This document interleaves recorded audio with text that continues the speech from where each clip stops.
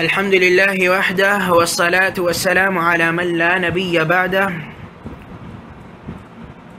بسم اللہ الرحمن الرحیم۔ ہر کام کے شروع میں بسم اللہ پڑھنا مستحب ہے۔ ہر عمل اور قول کے شروع میں بسم اللہ پڑھنا مستحب ہے۔ خطبے کے شروع میں بھی مستحب ہے۔ بیت الخلاء میں داخلے کے وقت بھی بسم اللہ پڑھنا مستحب ہے، کیونکہ حدیث سے یہ ثابت ہے جو کہ جامع ترمذی اور سنن ابن ماجہ میں موجود ہے۔ وضو کے شروع میں بھی بسم اللہ پڑھنا مستحب ہے، کیونکہ مسند احمد اور سنن میں حضرت ابو ہریرہ، سعید بن زید اور ابو سعید رضی اللہ عنہم سے مرفوعاً روایت ہے، اور جو شخص وضو کرتے ہوئے اللہ کا نام نہ لے تو اس کا وضو نہیں ہوتا۔ رواہ احمد و ابو داود و ترمذی۔ یہ حدیث حسن ہے۔ کھاتے وقت بھی بسم اللہ پڑھنا مستحب ہے، کیونکہ صحیح مسلم میں حدیث ہے کہ رسول اللہ صلی اللہ علیہ وسلم نے عمر ابن ابو سلمہ، جو حضرت ام سلمہ رضی اللہ عنہا کے پہلے خاوند سے تھے اور آپ صلی اللہ علیہ وسلم کے گھر میں پرورش پا رہے تھے، ان سے فرمایا، اے لڑکے بسم اللہ کہو، اپنے دائیں ہاتھ سے کھاؤ اور اپنے سامنے سے کھاؤ۔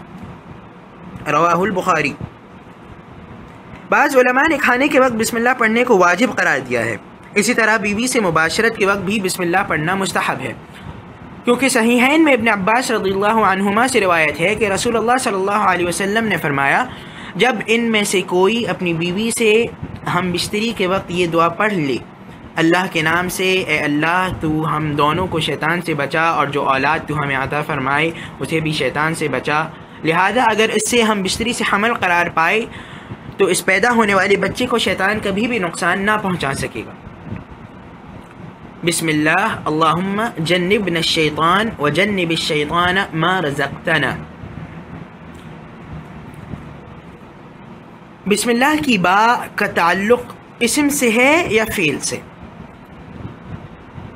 درج ذیل تفصیل سے یہ بات واضح ہو جاتی ہے کہ بسم اللہ کے با کے بارے میں نحویوں کے جو یہ دو قول ہیں، جن میں سے ایک کے مطابق اس کا تعلق اسم سے ہے اور دوسرے کے مطابق فعل سے، تو یہ دونوں قول قریب قریب ہیں، اور ان میں سے ہر قول کا ثبوت قرآن مجید سے ملتا ہے۔ جو لوگ اس کا تعلق اسم سے بتلاتے ہیں وہ کہتے ہیں کہ اصل میں جملہ یہ تھا، بسم اللہ ہی ابتدائی، اللہ کے نام سے میری ابتدا ہے، اور اس کی دلیل یہ ارشاد باری تعالی ہے، بسم اللہ مجریہا و مرساہا ان ربی لغفور الرحیم۔ سورہ ہود کی آیت نمبر 41۔ اللہ کے نام سے ہے اس سفینہ نوح کا چلنا اور ٹھہرنا، بے شک میرا رب بہت بخشنے والا اور انتہائی مہربان ہے۔ اور جو حضرات فعل کو خواہ وہ امر ہو یا خبر اس کا مقدر بتاتے ہیں، مثلا ابدأ بسم اللہ، اللہ کے نام سے شروع کرو، بل ابدأ بسم اللہ، اللہ کے نام سے شروع کرو، یا ابتدأت بسم اللہ، میں نے اللہ کے نام سے شروع کیا، ان کی دلیل یہ ارشاد باری تعالی ہے، اقرأ بسم ربک الذی خلق، سورۃ العلق کی آیت نمبر 1، اپنے رب کے نام سے پڑھیے جس نے پیدا کیا ہے۔ بہرحال یہ دونوں قول ہی صحیح ہیں، کیونکہ ہر فعل کا کوئی نہ کوئی مصدر بھی ضرور ہوتا ہے، لہذا آپ فعل کو بھی مقدر قرار دے سکتے ہیں اور اس کے مصدر کو بھی۔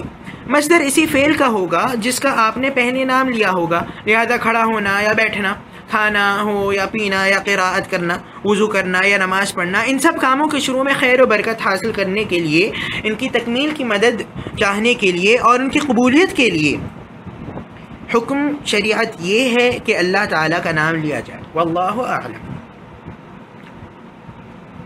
لفظ جلالت اللہ کے معنی، اللہ رب تبارک و تعالیٰ کا ذاتی علم ہے۔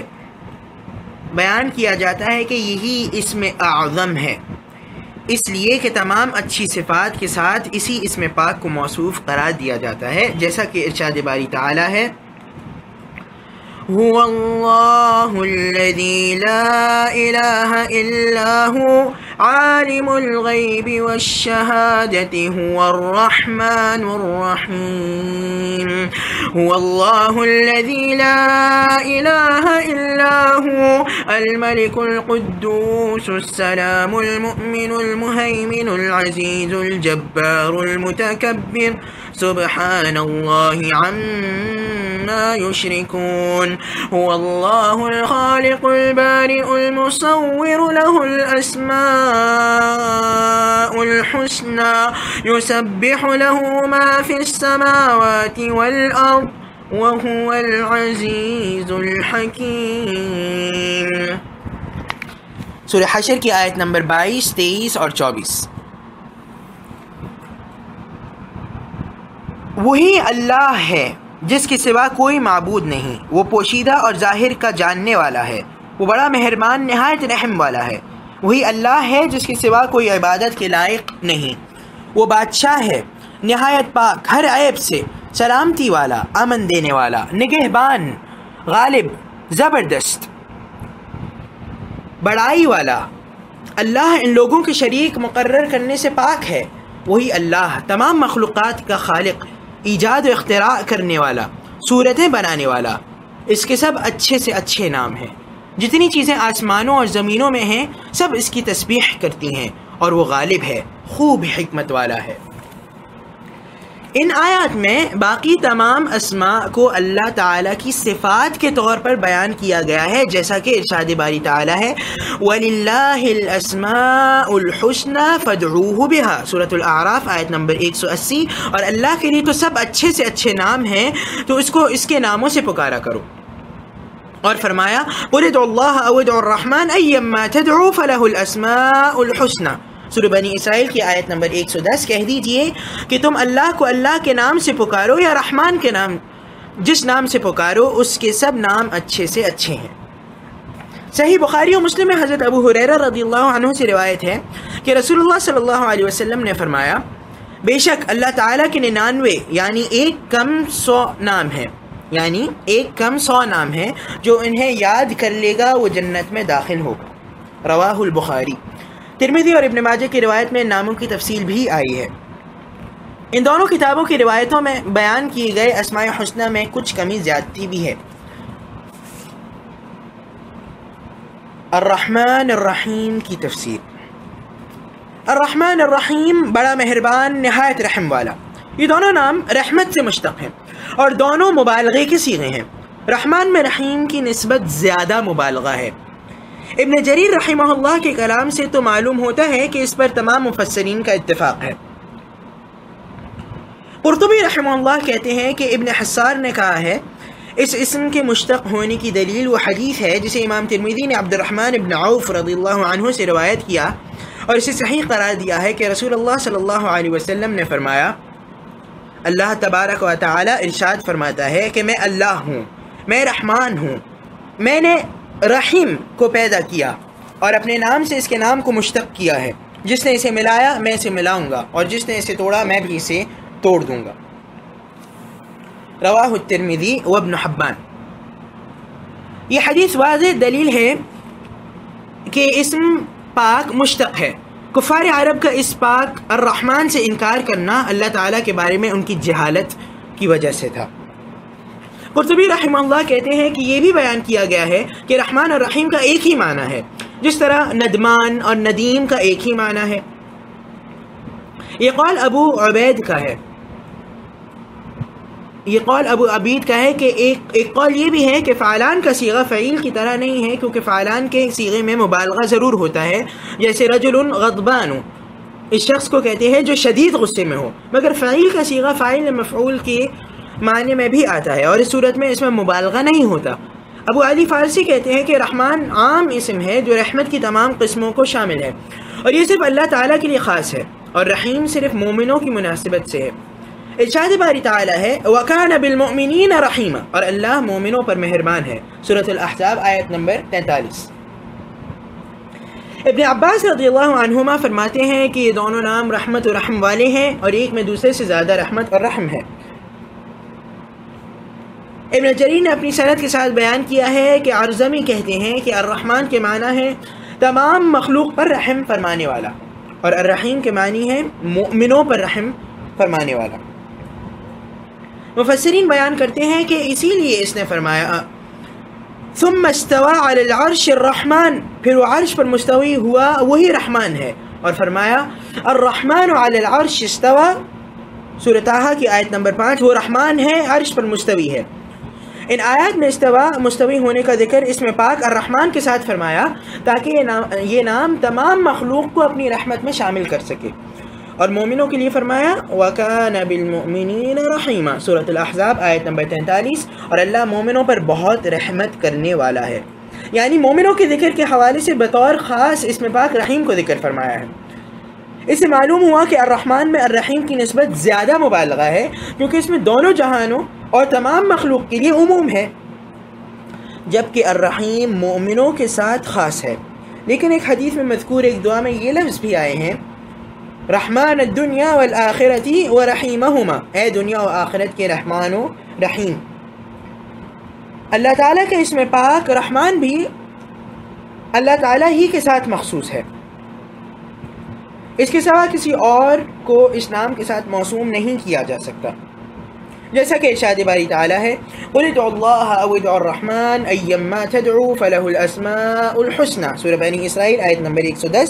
کہہ دیجئے کہ تم اللہ کو اللہ کے نام سے پکارو یا رحمان کے نام سے، جس نام سے بھی پکارو تمام اچھے سے اچھے نام اسی کے ہیں۔ اور فرمایا وَاسْأَلْ مَنْ أَرْسَلْنَا مِن قَبْلِكَ مِن رُّسُلِنَا أَجَعَلْنَا مِن دُونِ الرَّحْمَنِ آلِهَةً يُعْبَدُونَ، سورۃ الزخرف کی آیت نمبر 45۔ اور اے پیغمبر، جو اپنے پیغمبر ہم نے آپ سے پہلے بھیجے ہیں ان کے احوال دریافت کر لیں، کیا ہم نے رحمان کے سوا اور معبود بنائے تھے کہ ان کی عبادت کی جائے؟ مسیلمہ کذاب نے جب بہت بڑھ چڑھ کر دعویٰ کیا اور اپنا نام رحمان الیمامہ رکھ لیا تو اللہ تعالیٰ نے اس کو لباس کذب پہنا کر اس کے ساتھ اسے مشہور کر دیا کہ اسے مسیلمہ کذاب کہا جاتا ہے، اور ہر پکے گھر والے شہری اور کچے گھر والے دیہاتی اور گنوار کے ہاں جھوٹ بولنے میں ضرب المثل بن چکا ہے۔ اسی بنیاد پر یہاں سب سے پہلے اسم پاک اللہ ذکر کیا گیا ہے کہ اس نام میں اس کا کوئی شریک نہیں، اور صفات میں سب سے پہلے اس کی صفت الرحمن بیان کی گئی ہے، اور اس نام سے بھی اللہ کے سوا کسی اور کو موسوم کرنے سے منع کر دیا گیا ہے، جیسا کہ ارشاد باری تعالیٰ ہے قُلِ ادْعُوا اللَّهَ أَوِ ادْعُوا الرَّحْمَنَ أَيَّمَّا تَدْعُوا فَلَهُ الْأَسْمَاءُ الْحُسْنَى، سورہ بنی اسرائیل کی آیت نمبر 110۔